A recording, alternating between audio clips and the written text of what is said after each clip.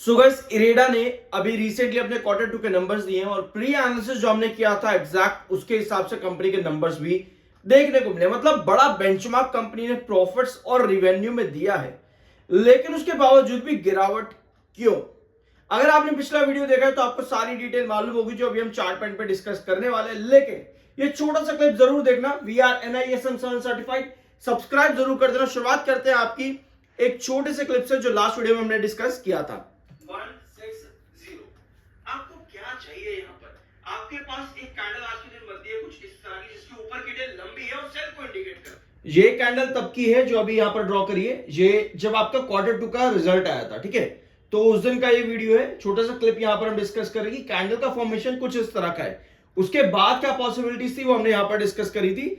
और अभी आप अभी प्रेजेंट चार्ट पे आएंगे, ठीक है। लेकिन जो पॉसिबिलिटी जो हमने डिस्कस करी थी एक बार उसको सुन लो, ठीक है।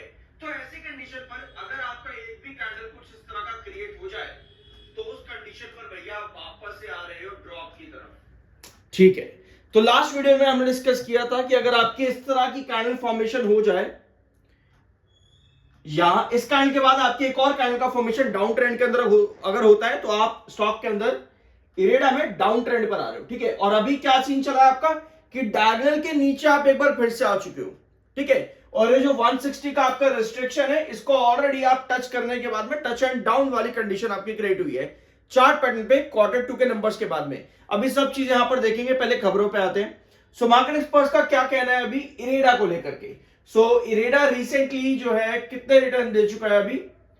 अराउंड 86% तक का दे चुका है, ठीक है। रिसेंटली अभी एक साल के अंदर अंदर अगर आप देखोगे तो स्टिल 86% ऊपर है अपने लोएस्ट प्राइस से जो कि अराउंड 60 के आसपास था, ठीक है। तो वहां से अभी भी 86% स्टॉक अपर है। बट अगर आपने टॉप पर जाकर के बाइंग करी तो आपके पास कुछ भी नहीं है इरेडा में इस समय। मार्केट एक्सपर्ट्स का क्या कहना है? टेक्निकली अभी इस समय स्टॉक का जो रिस्ट्रिक्शन जोन आता है अकॉर्डिंग टू मार्केट एक्सपर्ट्स वो 157 से 160 का है। और यही चीज हम पिछले 5-10 वीडियो से डिस्कस भी कर रहे हैं इरेडा के अंदर।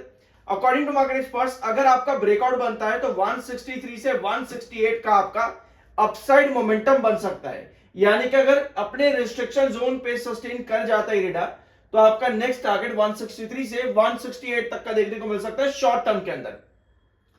लेकिन अभी के लिए जो मोमेंटम है वो इतना स्ट्रॉन्ग नजर नहीं आ रहा है इरेडा में। अकॉर्डिंग टू ओशो कृष्ण जो कि सीनियर एनालिस्ट है at technical and derivative research in Angel One, इनका कहना है कि 140 एक इंपॉर्टेंट बेस है इरेडा का।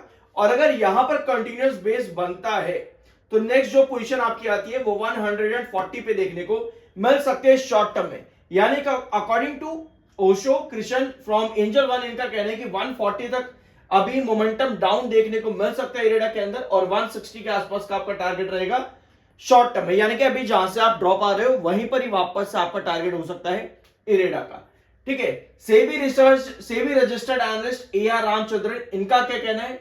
इनका भी यही कहना है कि भैया जो आपका इंपॉर्टेंट रिस्ट्रिक्शन है 158.7 का है और इंपॉर्टेंट बेस जो आपका रहेगा वो रहेगा 141 के आसपास।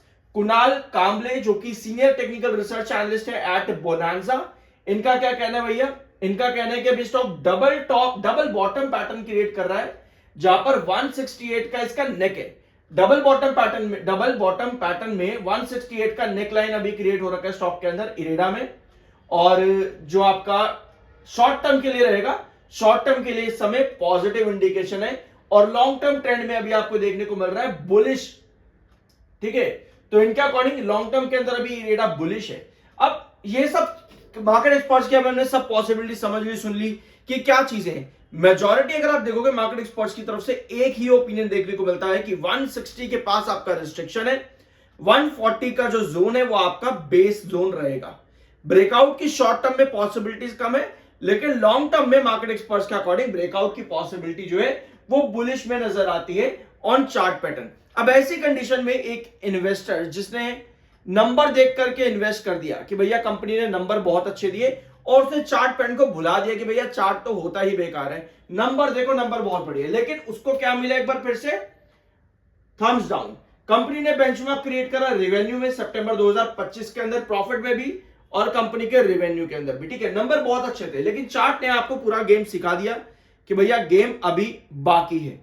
तो वॉल्यूम और डिलीवरी की कंडीशन इस समय क्या है, आज के सेशन में वॉल्यूम कम है, लेकिन कल भी आपका वॉल्यूम कम था, लेकिन डिलीवरी 37% थी, जो कि वीकली और मंथली बेसिस पर हाई है। यानी अगर कमिंग सेशन में इसी तरह से अगर आपकी डिलीवरी बढ़ती है, वॉल्यूम कम रहता है, तो ये भी आपका मोमेंटम बना सकता है ऑन चार्ट पैटर्न। अभी चार्ट पैटर्न पे आएंगे, लेकिन टेक्निकली आप इस समय बेरिश हो। 73.1 का एमएफआई जो कि बेरिश है, 53.5 का RSI neutral plus bearish technical इस समय है आपके इरेडा के अंदर। सो अब आते हैं चार्ट पैटर्न पे, लेकिन उसके पहले लाइव सेशन अगर आप लोग ज्वाइन करना चाहते हो तो मुझे व्हाट्सएप पे मैसेज कर सकते हो। मेरा व्हाट्सएप का नंबर आपको डिस्क्रिप्शन बॉक्स में मिल जाएगा। बहुत सी चीजें डिस्कस करेंगे, डायगोनल पैटर्न और साथ में आपका हैंगिंग पैटर्न क्या होता है, ये दो चीजें आपकी आज के दिन में रहेंगी, आज के लाइव सेशन में 7:30 बजे का। अगर आप इंटरेस्टेड हो तो ही ज्वाइन करना, कोई कंपल्शन नहीं है, मजबूरी नहीं है ज्वाइन करने की। अगर आपका मन करे कुछ सीखना है फ्रॉम NISM 7 सर्टिफाइड तो ही ज्वाइन करना, अदरवाइज मत करना, ठीक है। तो ये कंडीशन थी हमने जो आपका डिस्कस किया था आपके क्वार्टर 2 के नंबर्स के साथ में। थोड़ा जूम इन करते हैं। अभी जो आपने शुरुआत में देखा वीडियो की क्लिप के, आपने ये देखा कि हमने यहां डिस्कस किया था 160 का आपका रिस्ट्रिक्शन है, ठीक है, 160 का रिस्ट्रिक्शन है और ये कैंडल का फॉर्मेशन था। और हमने डिस्कस किया था कि ऊपर की टेल लंबी यानी कि सेल को इंडिकेट कर रहे, तो उस कंडीशन में आपका ये डायगोनल ब्रेक डाउन होगा। और आज ये डायगोनल ब्रेकडाउन हुआ भी है, लेकिन आज की टेल जो है नीचे की वो बायर इंडिकेट कर रही है, जो कि लंबी है नीचे की टेल। ऐसी कंडीशन पर आपको जो बेस है इंपॉर्टेंट वो 148 के पास आता है एज इट इज, जो हम पिछले 5-7 वीडियो से डिस्कस कर रहे हैं इरेडा के अंदर। तो 148 इंपॉर्टेंट बेस है। ये डायगोनल अगर इसी तरह से आपको रिस्ट्रिक्ट करती है, यानी कि इस डायगोनल के ऊपर आप नहीं जा पाते, रिजेक्शन आता है बार बार, तो उस कंडीशन पे कमिंग सेशन के अंदर 148 भी आपका टूट सकता है, यानी कि आप और फॉल के अंदर आ सकते हो। ऐसे में आपको जरूरत है कि इस डायगोनल के ऊपर सस्टेन करे ताकि आपकी ब्रेकआउट की पॉसिबिलिटी बने। मैंने आपके साथ रिसेंटली IRFC का वीडियो भी लिया है इसी हफ्ते, जरूर देख लेना, वहां पर भी सेम कंडीशन क्रिएट हो रही है IRFC के वीडियो के अंदर भी, IRFC के चार्ट पर भी, ठीक है। तो ये कंडीशन अभी आपकी है इरेडा के अंदर।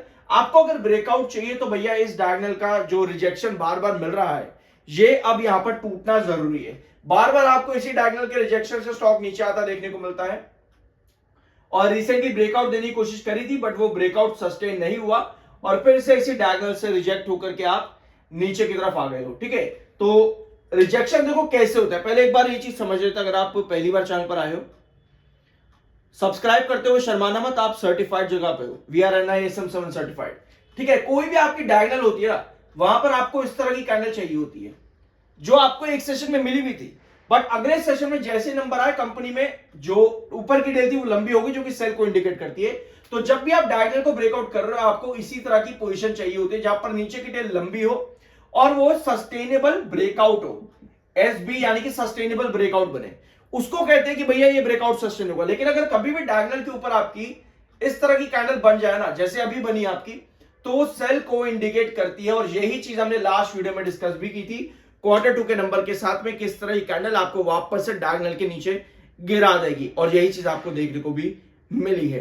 बाय सेल की कोई रिकमेंडेशन नहीं है, we are NISM 7 certified, subscribe के बिना मत जाना। मिलता अगले वीडियो में।